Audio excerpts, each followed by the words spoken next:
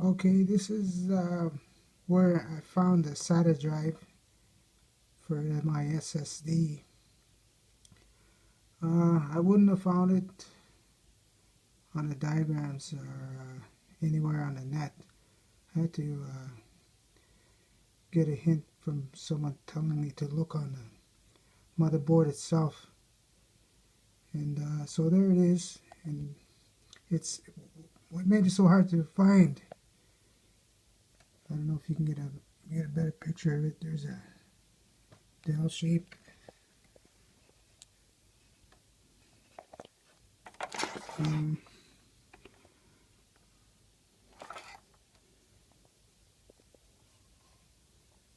There it is,